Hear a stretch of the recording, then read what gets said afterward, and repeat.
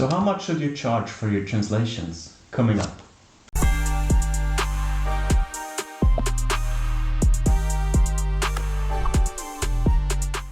Hello and welcome back to the Money Weeks here on the Freelanceverse YouTube channel. Today's video and next week's video will be all about money. In the end, we all like to make money. This is one big part while we do our jobs, right? So in today's video, I'm going to talk all about setting your rates, calculating your hourly rate, your per word rate, how to negotiate rates, how to not back down when your client wants you to back down, etc. And then next week will actually be about physically getting paid. So different ways that you can receive international payments, how to set your payment terms, and also when and if you should be paid before or after doing the jobs. And just before we get into today's video, I was recently featured on the Slator podcast by the leading language news website Slator. You can click up here if you're interested in that. It's going amazing, the episode. I really enjoyed it. Make sure to head over there, leave a like on the episode, subscribe to the Slator channel, and enjoy. So let's get into today's topic, setting rates. Now, before I say anything else about this topic, I want to make one point very, very clear. This is super important. It took me a while to realize that, but it is the sooner you realize, the easier your life will be. Do not compare yourself to other people. It's not worth it. It so doesn't matter. Like, your rates depend on so many things. It depends on your location, your language combination. Like I said that in a previous video, right? If you translate from French to German, which is very common, then your rates will probably be lower than if you translate from French to Icelandic, because we will be one of the only ones that does this, right? So language combination is a huge factor. Where you live is a factor. Your experience, your education is a factor. So many things. Like, just imagine, like 50 euros, the value of 50 euros is not here in Brussels. It's nothing like 50 euro value in Luanda, let's say, or 50 euros value in Zurich, right? It's all relative to you, so do not compare yourself to other people.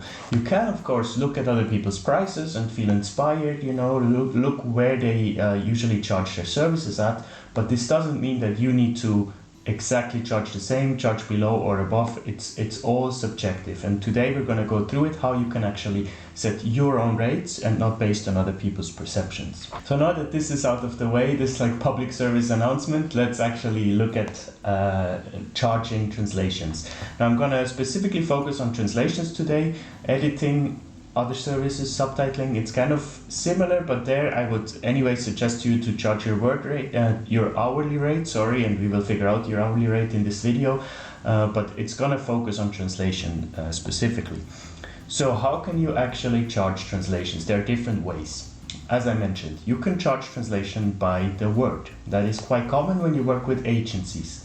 It's usually the source word, because the target words can be much more or much less depending on your target language than the source word, right?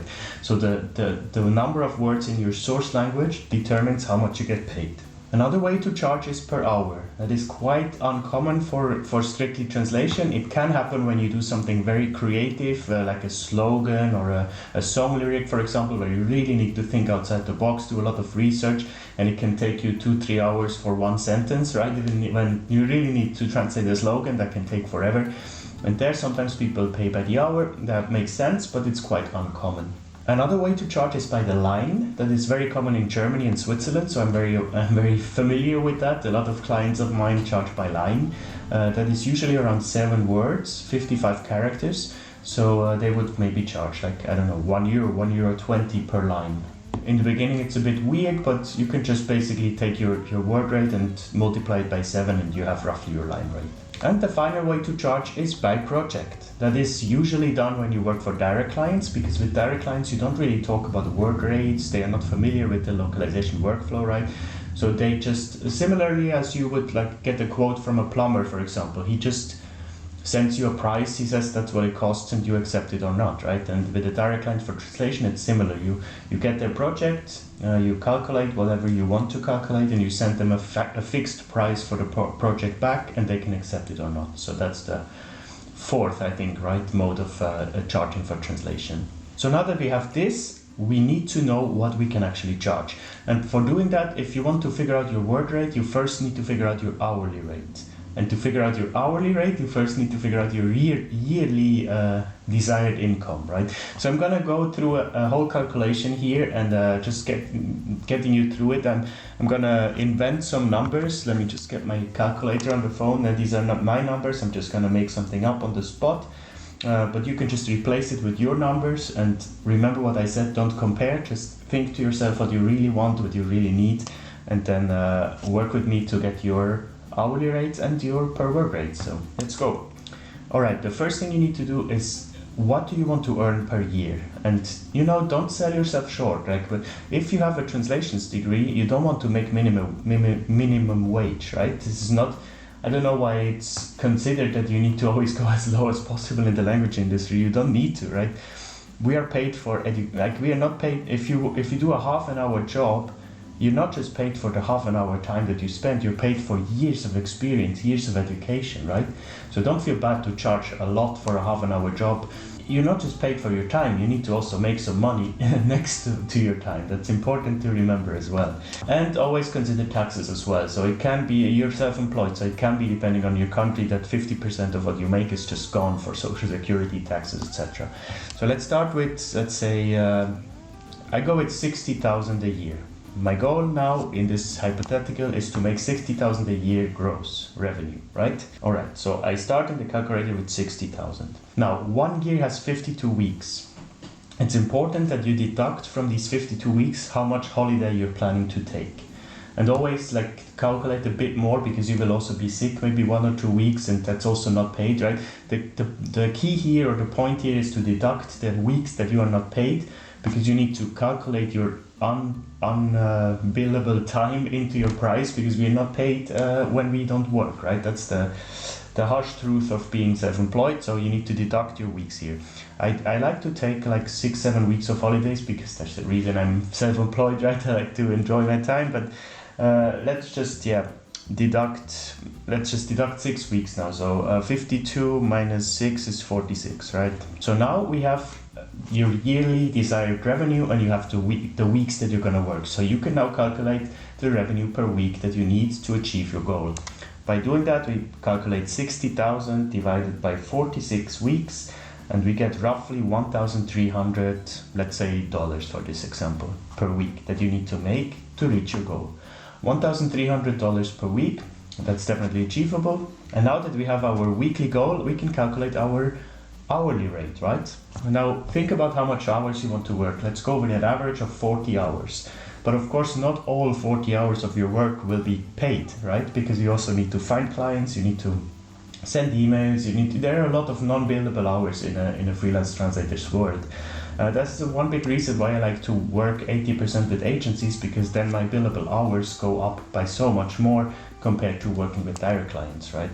You have to figure this out yourself. Now for an average, let's go for 30 hours of your 40 will be billable, right? So instead of 40 hours a week, we take 30, because the 10 are not billable.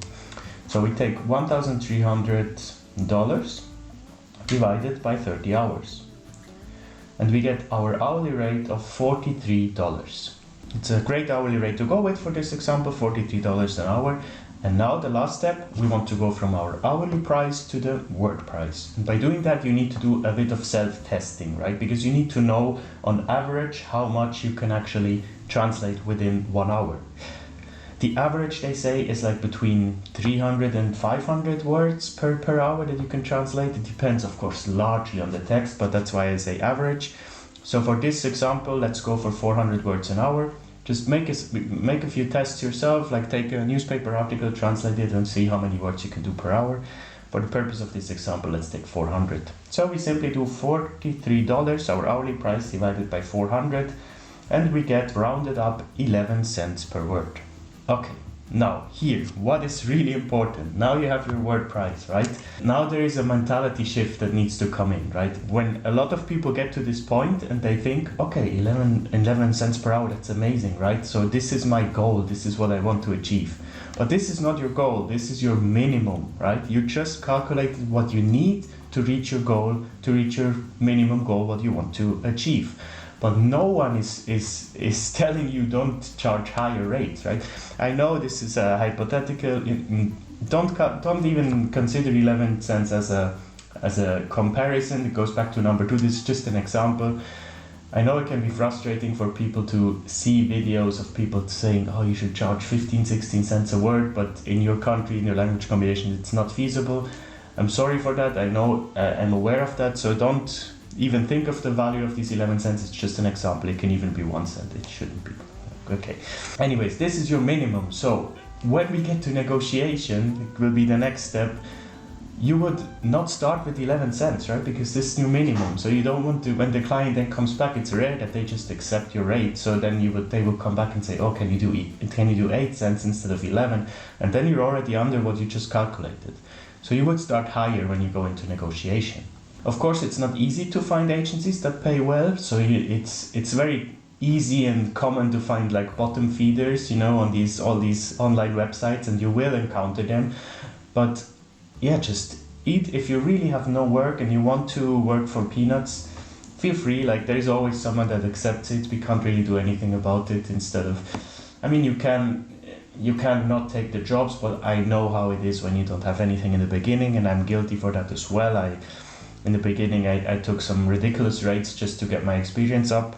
Whatever you need to do it. It's fine. Don't feel bad about it. But once you want to establish yourself, make sure to not feed into the bottom feeding, so to speak. So let's look at negotiating. Now it's kind of a losing strategy, I would say, to negotiate or to sell yourself simply on price, right? And when you talk to a good agency, then the price will be important, of course, but they will also look at your ratings, at your network, at your review, at your reputation, at recommendations and stuff. So it's not only about price. Right? So when you negotiate with agencies, the word price is important. When you negotiate with direct clients, it's not important at all. So with direct clients, you would probably not even mention it, right? You would rather just as I said in the beginning, you give them a price for your project and they say they accept it or not, right? There is not a lot of negotiation happening with direct clients. With agencies, there will be a lot, and unfortunately, like, the common phrase that people always say is like, what's your most competitive rate, or what's your best rate, right? And then they even want like a volume discount, which I'm extremely against it. Like, why would I give you a better price just to work more? That makes no sense to me, but yeah, it's very common practice. I'm always saying no, that's not a thing I do. I would even charge you more because I'm giving you so much of my time, right? So yeah, but that's up to you, of course. So let's assume you go into a negotiation. They ask you for your price. You just calculated your minimum, in this example 11 cents. So you don't start with 11 cents, right? You will start with, 14, 15 cents.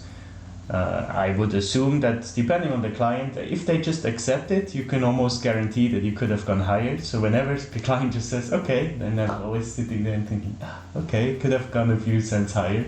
But in this example, let's say it's a standard issue text. You go with, your minimum is 11, you go in with 14. The client says, 14 is too much, can we do 8? And you say, sorry, but the minimum I can go is 12. And then they say, I'm sorry, the maximum I can go is 10. And then let's say, okay, we agree on 11. Of course, that's a very hypothetical, romanticized situation that perfectly you find your price. Now, of course, a lot of clients will ask you to go lower, to back down. Like, I've had negotiations that went really well, and I really thought, okay, this could lead somewhere. I gave my price. They said, okay, we can pay you like 10 cents or even 15 cents less. There is no point in even pursuing that, right? That at this point, I just say, I'm sorry, this rate is not feasible in my country. And also, don't get aggressive. Like, sometimes I see, or passive aggressive, I see LinkedIn posts with people saying, that's insulting what you do. And I don't know, like, you maybe get a few likes on LinkedIn if you post a picture like this, but I don't think it's, like, if the demand is there, then it's not insulting. It's just business what they do, right? If they get accepted, if these jobs get accepted, then of course the business will do it. It's their own fault if they don't get a good quality translation. Just stick to your guns, be prepared, have your minimum rate in there, and be prepared to also tell the client, I can't work for less than is feasible in my country. If I go for less than my minimum, then I can't make the living that I need here, right? What you calculate is your minimum wage, not the country's minimum wage. We don't want to have anything to do with that, right? we are experts, we are highly trained, highly educated. We don't look at the minimum wage, that's insane.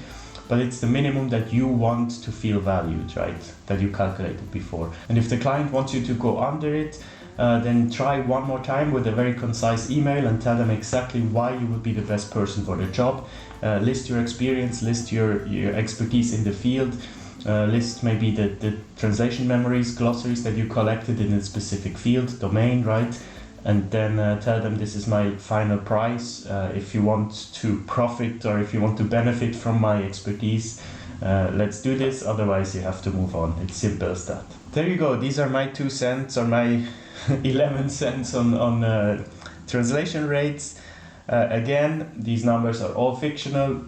Use this calculation, I'm gonna show it again here if I can, as a guide to come to your own numbers. If you want some info on rates, go to pros.com. I'm going to overlay it here. They have a tool where they collect the data from translators all around the world. You can look up your language combinations and you see a minimum and an average rate of this language combination. Again, take this with a grain of salt. You don't need to go under or over or exactly this rate. This is just a guideline. There you go. Hope you enjoyed this first episode of the Money Weeks here on the Freelanceverse YouTube channel. If you want to subtitle my videos, make sure to get in touch with me, with Anita. She will answer your emails. It helps you, it helps me to spread the word. Thanks so much for watching. Make sure to like the video and subscribe to the channel, and I see you next week with the second episode of the Money Weeks. See you then.